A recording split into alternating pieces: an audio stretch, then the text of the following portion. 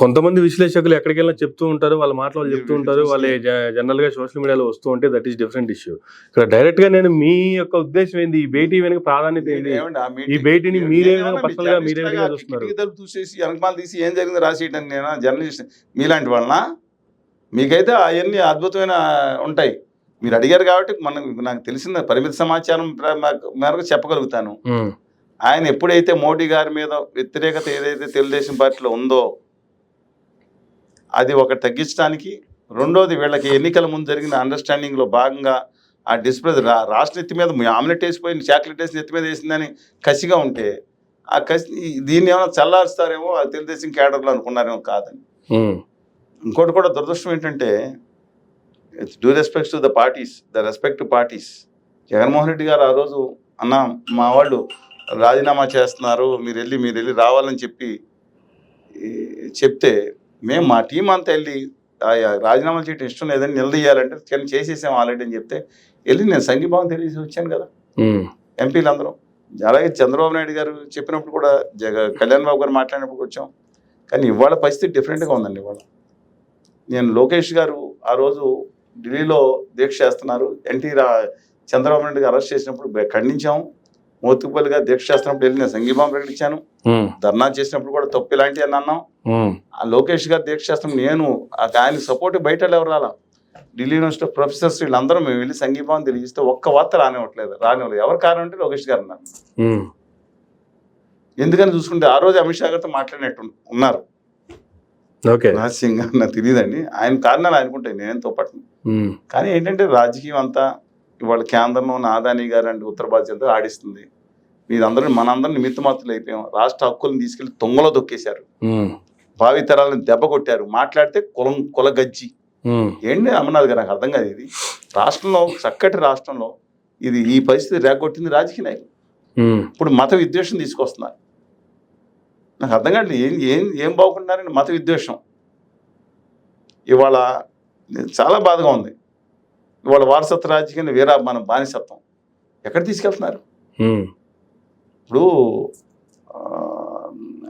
అది జరిగింది ఏదండి, మోడీ గారి ఇష్యూలో వాళ్ళ దిక్కుమాలిన నీచి నికృష్టమైన పాకిస్తాన్ ప్రేరేపిత ఒక దరిద్రపు ఉగ్రవాదులు దాడి చేశారు. మన నాయకులు నిజంగా మన నాయకులు ఆత్మగౌరవం గల నాయకులు అయితే దాడిని ఖండిస్తూ, అయ్యా మన తోటి సినిమా నటి అయిన కంగనా రనౌత్ గారికి 50 మందిని సెక్యూరిటీ 40 మందో ఎంతమందో వైకేటగిరీ పెట్టి అంతా ఆయన ముందు కనపడ్డారు. ఎంతమందో నాకు తెలియదు, ఫోటో దిగింది కదా పెట్టారే. ఆ పహల్గాం అనేది కాశ్మీర్ మధ్యలో ఉందే, సోన్మార్గ్, శ్రీనగర్, గుల్మార్గ్ లాగా కొన్ని పక్కన లేదే, లక్షలాది మంది బలగాలు ఉన్నాయే. ఇప్పుడు ఆరునాబు గోవు స్వామి అని ఒక అన్నారు, ఆయన అరిసే గోసామంటారు. ఆ గోవు స్వామి గారి లాగా క్యా హోగయ్యా, రాష్ట్ర ప్రభుత్వ పోలీసు ఉన్న ఈయనేమయ్యాడు అబ్దుల్లా గారు అని అంటాడు. కాదండి, రాష్ట్ర ప్రభుత్వ పోలీసు కూడా కేంద్ర అధీనంలోకి వచ్చేసిన చట్టసభ అమిత్ షా గారు చేస్తున్నారు. వాళ్ళు ఉన్న 50,000 మంది 70,000 సిబ్బంది వీళ్ళందరినీ కనీసం నలుగురిని అక్కడ పెట్టలేకపోయావా నాయన అని అడగలేకపోయారండి మోడీ గారిని.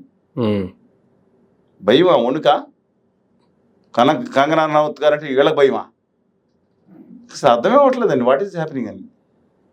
ఒకటి. రెండోది, వీళ్ళందరూ కనీసం యుద్ధం చేయగానే మా మీద పడ్డారు. యుద్ధం అనేది అణుయుద్ధంకి వస్తే ప్రమాదకరం, వెంటాడి వాళ్ళని వేటాడాలి. టాపిక్ డైవర్షన్ ఇది. నేను ఆంధ్రప్రదేశ్ వాళ్ళు మాట్లాడుతున్నాను. పాకిస్తాన్లో ఉండి ప్రేరేపితంగా చేసి మన వాళ్ళని ఎదుటి సుందరాన్ని తుడిచేసిన నీచ నికృష్ట కమ్యూనిల్ని వెంటాడి వేటాడాల్సింది.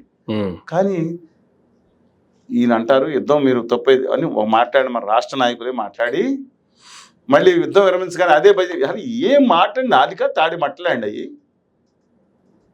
అసలు అర్థం కావట్లేదు.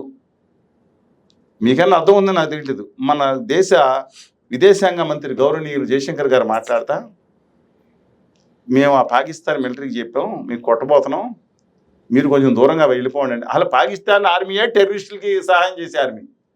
ఇప్పుడు దొంగల నాయకుడికి చెప్పి మీ దొంగల మట్టి చిన్న మొట్టాలను వేసేస్తున్నాము, మీరు దొంగల నాయకుడు జాగ్రత్తగా ఉండండి, మీరు మాత్రం బయటకు వచ్చి మేము వాళ్ళని వేసేస్తామంటే చెవులో పువ్వు పెట్టుకున్నారు వాళ్ళు.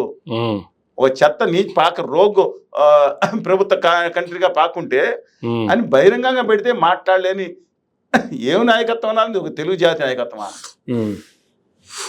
వీళ్ళు దేశ రాజకీయాల మీద మాట్లాడుతున్నారా? జనాలేమో వింటున్నారు రోజు టీవీలో కూర్చుని. రాష్ట్ర సమస్యల మీద క్లారిటీ లేదు, రాష్ట్ర హక్కుల మీద క్లారిటీ లేదు, మాట్లాడితే డైవర్షన్ పాలిటిక్స్. ఇంక పని లేదండి. దేశ రాజకీయాల మీద క్లారిటీ లేదు. ఒక రాజకీయ పార్టీకి స్పష్టత ఉండాలి కదా. సామాన్యులకు ఉన్న క్లారిటీ కూడా వీళ్ళకి లేదు. ఏది చేస్తే ఆ పని చేయటం, యుద్ధం చేద్దామంటే చెయ్యాలి, ఇంకో దారే లేదంటారు.